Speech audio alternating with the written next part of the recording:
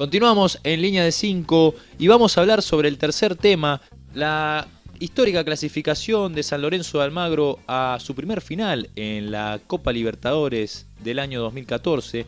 Y vamos a relacionarla con la primera edición de esta competencia, la más importante de Latinoamérica, y un antecedente o una historia muy particular en donde el Ciclón hizo una especie de entrega de la Copa. Para esto voy a cederle nuevamente el balón a mi compañero, al stopper izquierdo, al señor Manuel, el Puma Alfieri. Adelante, Manuel. Bueno, Pollo, como bien decías, efectivamente San Lorenzo va a jugar su primera final de Copa Libertadores contra Nacional de Paraguay, un torneo que siempre le fue muy esquivo al Ciclón. La primera final se jugará en el Estadio Defensores del Chaco, en Asunción, y la segunda será el próximo miércoles en el nuevo gasómetro. Seguramente tendremos un estadio colmado por los cuervos, por los hinchas cuervos, que estarán sin dudas ante un momento único en su historia. Es la primera vez que San Lorenzo está tan cerca de obtener la preciada Copa que ya tienen en sus vitrinas todos los denominados equipos grandes del fútbol argentino, ¿no? Claro, esta es la primer final, la que le faltaba a un equipo grande llegar, ya que todos los demás, lógicamente, habían llegado y ganado al menos una Copa Libertadores. Exactamente, los jugadores dirigidos por Bausa saben que se trata de una verdadera una cuenta perdiente que tiene la institución, y de hecho, si hacemos un breve repaso por la historia de San Lorenzo en la Copa Libertadores, vamos a ver que es una historia plagada de desencuentros. La primera edición de la Copa se jugó en 1960 y San Lorenzo fue uno de los participantes. En ese momento la Copa Libertadores se llamaba Copa Campeones de América. Era una copa que intentaba emular de alguna forma a la Copa de Campeones de Europa, ¿sí? la famosa Champions League. Claro, la que actualmente se llama Champions League. Exactamente, que fue creada en 1955. Bueno, 5 años más tarde, en 1960, San Lorenzo participa de esta primera Copa de Campeones de América, que estaba conformada por otros 6 equipos. Bahía de Brasil, Peñarol de Uruguay, Jorge Wilstermann de Bolivia, Universidad de Chile, Millonarios de Colombia y Olimpia de Paraguay.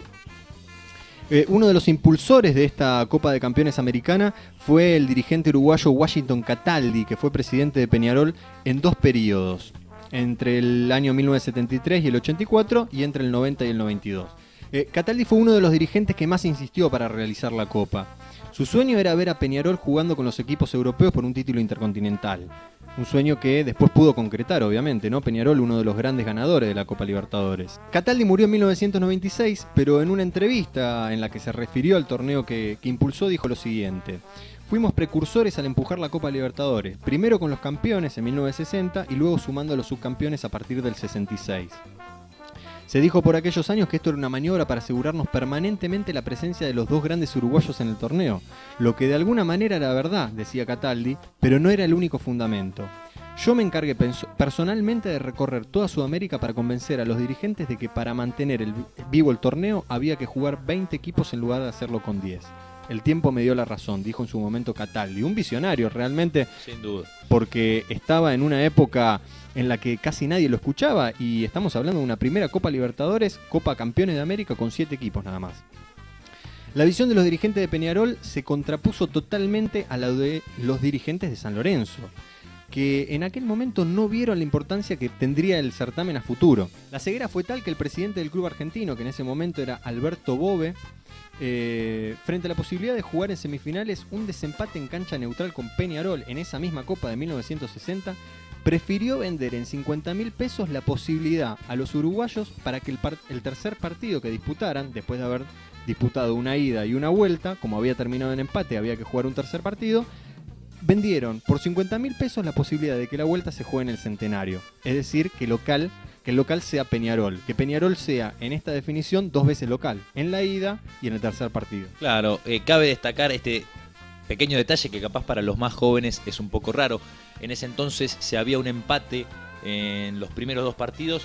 No se definía por penales, sino que se recurría a un tercer partido en donde, lógicamente, para no favorecer a ninguno de los 2 equipos, se jugaba en una cancha neutral. Bueno, como bien comentaba Manuel, San Lorenzo cede esa neutralidad y le da la localía al equipo uruguayo.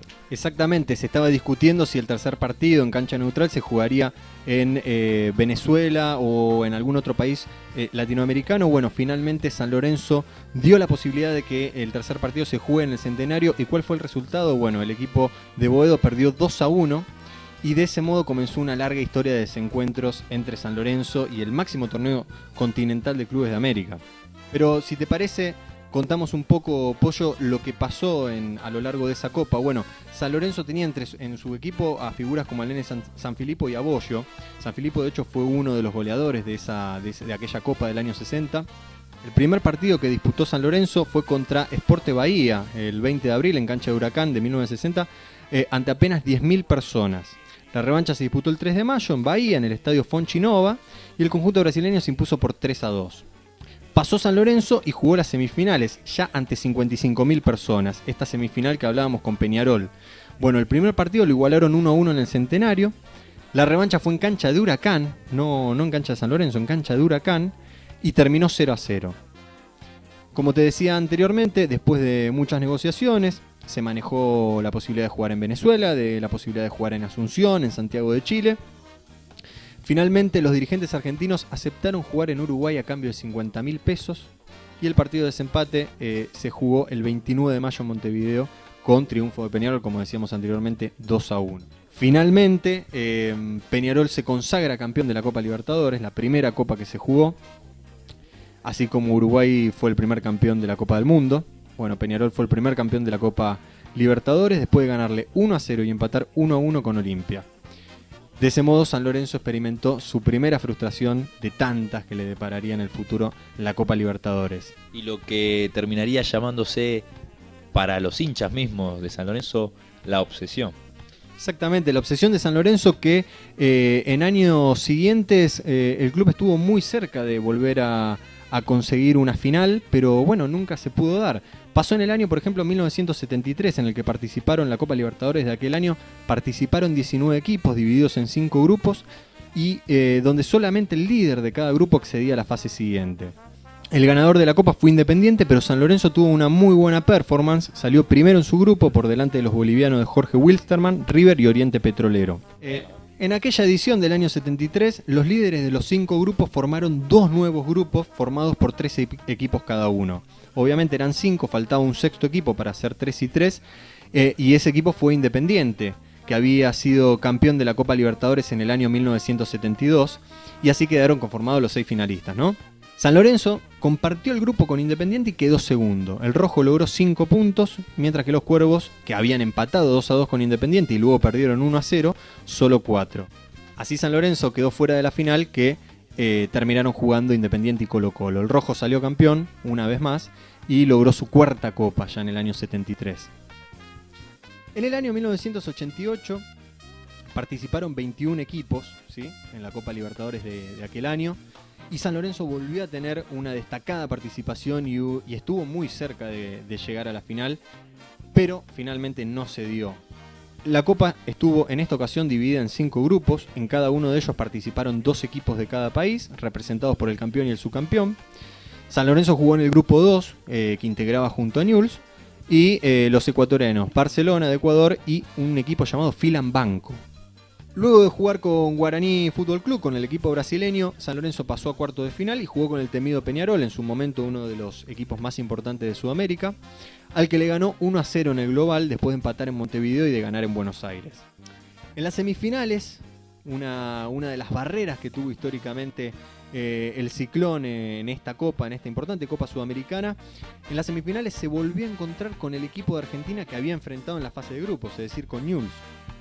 Bueno, perdió la ida en Rosario 1-0 y la vuelta en Buenos Aires 2-1. Newell's finalmente jugó la final, el Cuervo se quedó afuera de la disputa de ese torneo del año 1988, pero finalmente el campeón fue Nacional de Montevideo. Te agrego un pequeño dato de color, Pollo, para el final. El Beto Acosta es uno de los máximos goleadores del certamen, el querido Beto Acosta por la gente, por la hinchada cuerva. Mirá vos el Beto. Gran jugador, gran goleador. Bueno, con 25 goles se metió entre los primeros 10 goleadores del certamen. La mayoría igualmente los hizo en la U Católica de Chile, pero metió 6 en San Lorenzo y 1 en Boca. En el primer lugar de los goleadores de la Copa Libertadores se encuentra el ecuatoriano Alberto Spencer, que jugó en los años 60 para Peñarol. Veremos qué pasa este miércoles en la primera final en Asunción entre San Lorenzo y Nacional de Paraguay. Y bueno, cuál es el futuro de los Cuervos en esta Copa que históricamente se le ha negado y que bueno, hoy tienen la posibilidad de disputarla y de llegar a ganarla.